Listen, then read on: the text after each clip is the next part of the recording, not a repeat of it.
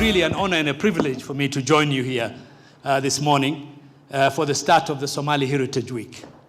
It is great to see all of you at this groundbreaking cultural event. I say groundbreaking in the sense that it is first of its kind to promote and celebrate the tradition of the Somali people to be held here in our capital city, Nairobi. My name is Abdi Nasir. I am a lawyer by profession. I'm the founder and the chairman of Northern Advocacy Organization, an organization that advocates for the people of Northern Kenya, as well as people living in Eastleigh, Nairobi. We are part of the organizers of Somali Heritage Week 2016. The Somali Heritage Week is a cultural festival that is on its second year now. This year we split it into two parts. So we have a workshop component and the 4-day festival. The workshops were engaging over 50 youth, and their objective was to engage with the theme of Somali Heritage Week this year, which is change and how communities adapt to changing circumstances. So we wanted the youth to be able to be catalysts for change and to be positive change makers in their community rather than victims of change. And we wanted them to be able to use creative methods to do that. So our workshops were based in art, cultural crafts, literature, and social media. We really was so upset about how the youth in Eastleigh have no space. We have seen a lot of the times, you know, Eastleigh is a very populated place, and when you look at it, there is no public library. There is no place that the kids can play. So we said, let us make as a, you know, from our own responsibility, let us create a space for the community. We wanted to really engage what we are doing in the center to the outside. So we came and we thought about the Heritage Week, and we were so lucky to have Henrik Ball Foundation. So we did a bit of sketching, then we moved on to canvas, and they worked around the theme of unity, collaboration, cohesion, and we worked through the ideas or things that are affecting them as Somalis living in Kenya, things on religion and police, harassment, where they live, because most of them live in Eastleigh. So what we've been doing, I've taken them through a process of understanding the technologies behind and the various benefits and downfalls and pitfalls of different social media and how to use them.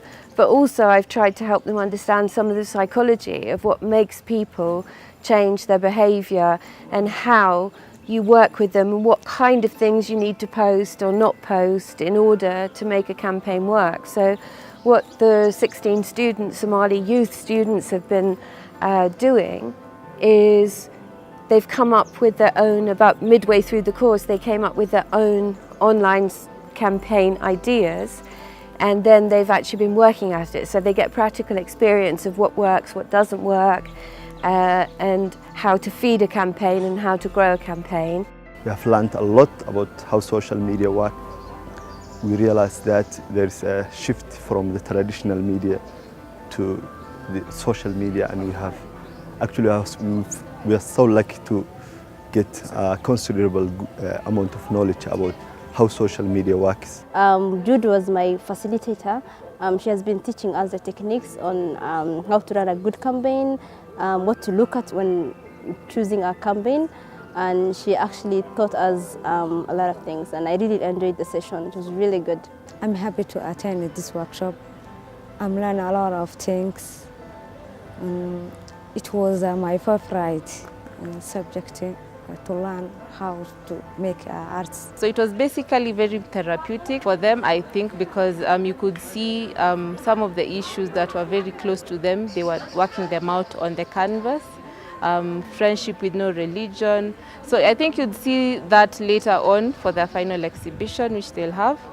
And it's been fun for them. It's been very collaborative. They're working in pairs, they're working in groups. So it's part of like a team building process. And it was really fun. I've had a lot of fun working with them also. We're holding these workshops for the Somali Heritage Week to train young Somalis from Isili and Somalia on how to produce short fiction. And the point is for them, for all the participants, to have a semblance of a short story or a piece of creative writing by the end of the workshop. I came here today to the Kwani writing workshops for the Somali Heritage Week in a sense to pay it forward. I'm writing, I write poetry and fiction and journalism, and I just wanted to take this time to talk to people who are attending the writing workshop, give them my insights on writing, on kind of what it takes, how to leverage your own experience, and hopefully be inspiring. And I've learned a lot of things. One of it is that really motivates me is do your things in your own ways, really in your own ways. And today we have met a young Somali author, Idil. There's no right way to express yourself. There's no wrong way to express yourself. To me, I was very grateful to meet with her. It was such an inspiration to have a young Somali, a poet, a writer. She really motivates me a lot. They are waging a war on terror, a war on drugs, a war on crime. But the worst war of all is the one where the battlefield is our mind. Enjoy the workshop, and maybe I'll see you next week to learn about Somali Heritage Week. We did 4 different workshops. One was in women and culture, and the one you saw, it was that women were doing 4 different things, like doing the weaving, also doing the embroidery, also doing henna design, also doing the hair braiding, also all that, and also beading. All that thing we wanted to empower them, the youth, and then they really get a job to do that. And we are encouraging all women to really make money and empower herself with her own handmade stuff. And then one day we will reach to have our own small industry of Somali women handmade stuff, and then they will really feel uplifting, and they will really make money out of it.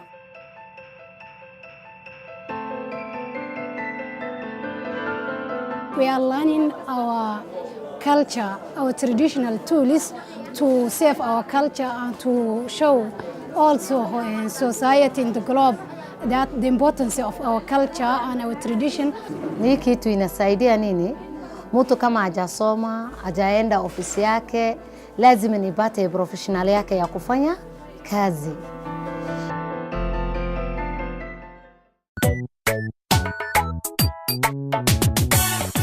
The purpose of this 4-day festival ideally was to engage with the theme as well, to get influential community members to discuss these topics and to build a platform for youth to engage with topics affecting them in their community. Somalis are one of the, some of the outstanding citizens of this country.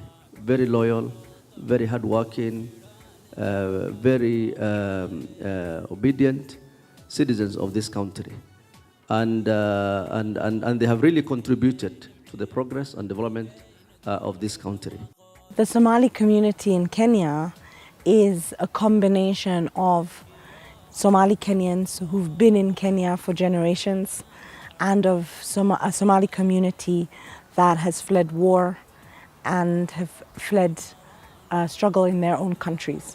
So the combination of the two groups has really brought about a conversation around identity and understanding that there's Kenyan Somalis and they're part of the fabric that creates Kenya. But there's a new group of Somalis living in Kenya that are also trying to integrate and to live. Every day, every week, markas tabeecu doonay, every time, every minute, cawa maalin iyo leyl, every year, every place, waqti caadil keenaba.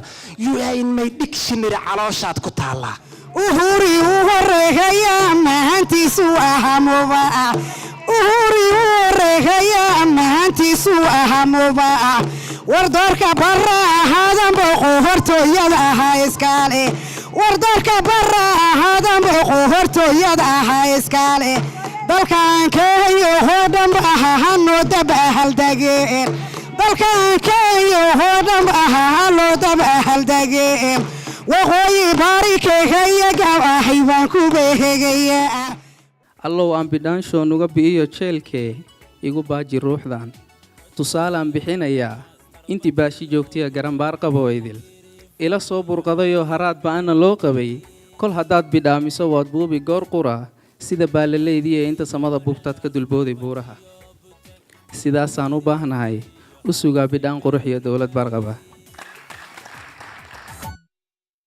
Galgabeeday mandheeri ya gaharisi kuriya samo wajeer gaafka yaa kugu tuma. Galgabeeday mandheeri ya gaharisi kuriya samo wajeer gaafka yaa kugu tuma. Dekeda hadulkeeniyo xeebada bacsaneedeer jabag soo durdura oo daadiyo ayaaba leh. Degmadaad maaraysaba dareemiyo dirguudka carra gogol ma doonon buleenka qaniine. We do the Somali Heritage Week to really showcase what we do in the center, like the storytelling, the book fair, the exhibition, the programs that are going on, because we do every month a forum that we talk about one issue, whether it's about the environment or it's about the culture or it's about the politics. waxaa la sawirdan waxaa la yiraahdaa quraca nabadda waxaa loogu talagalay dib u heshiisiinta iyo wada hadalka ummadda Soomaaliyeed meel walba ay joogto.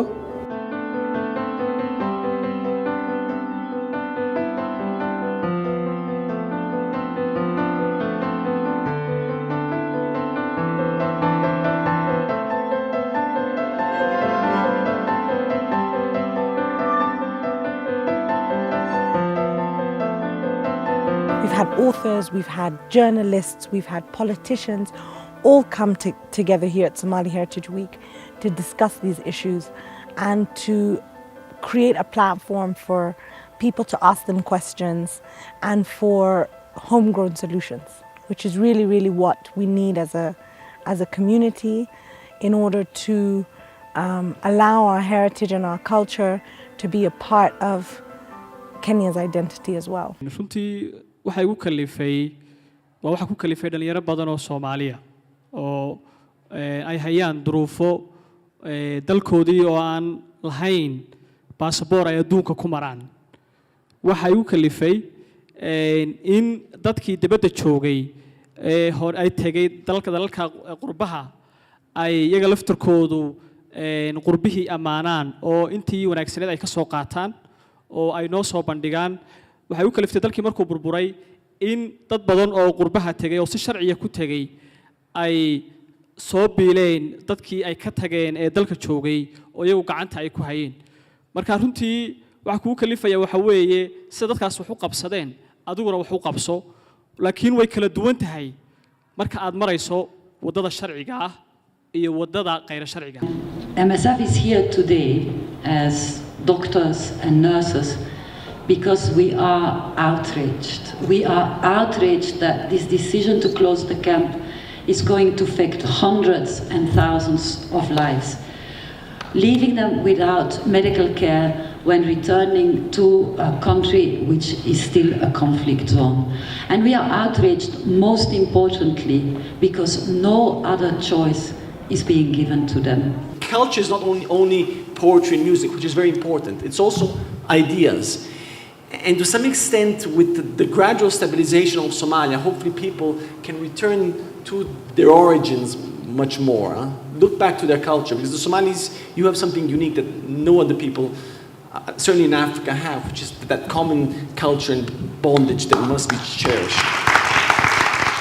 I think with all of these stories, with all of this rich heritage that you have, it would really be advantageous to work with UNESCO to help protect this, ensure that all of this rich heritage and history is there for future generations. I think the whole purpose was to define and to remind the Somali Kenyans that you are Kenyans not by default, no? You are Kenyans because you belong here. All of the 7-8 countries of East Africa have a 30% quota. The two countries that are not going to meet the quota are Kenya and Somalia. Somalia, 13.8%, I think, is the highest ever number of women in Somali parliament. Kenya right now is the highest, 19.1%. Even South Sudan has a higher proportion of women in parliament.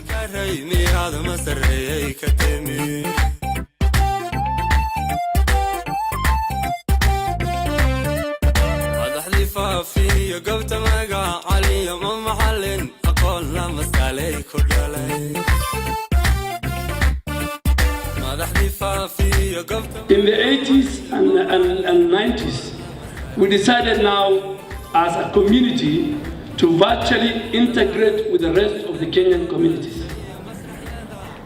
And I'm sure the fruits of that serious integration, we say history is history, let us be Kenyans, let us be part of the other 41 communities in our country. It's really interesting and a very good program because it brought Somalis from not only Kenya, from Somalia, and even non-Somalis, because we're trying to embrace our culture and even create coexistence and unity, to embrace diversity, because Kenya has got 42 tribes. And it's always good to embrace culture and pass a positive message, because it was not only focusing on the cultural aspect, because it had panels that were discussing very, very powerful topic that is really vital at this era and at this time. This is one way of showcasing and demonstrating to the rest of the world that we also have a good content as opposed to what people have been saying and has been trending. dhaqanka aad iyo aad ay u fiicnaa alxamdulillah maanta noo soo dhamaaday marka waxaan rajeynayaa sanadkan sanadkiisa kale inuu Ilaahay na gaarsiiyo wallahi assalaamu calaykum waraxmatullaahi wabarakaatuh meeshaan waxaan u nimid maanta xamaasada nahaysa aad iyo aad ma mali karaysid waxaan u nimid hidii dhaqanka Soomaaliyeed baan u nimid aad iyo aad waan faraxsanahay aniga kulli shakhsiyaantayda aniga oo alfanaan Lul Sigaale aad baan u faraxsanahay waxaan ku noolnahay magaalada Nairobi. This year's Heritage Week has been successful because we have had quite a number of participants, including non-Somalis who have arrived and seen our beautiful culture, have seen our elegant heritage, and I am very much confident that what we displayed, the artworks, the storytelling in Somali languages, the books, the literature work in it all will going to shape the history of the Somali community, as well as it will going to change the narrative of the Somali community in this country, because culture and heritage is something that can bring people together.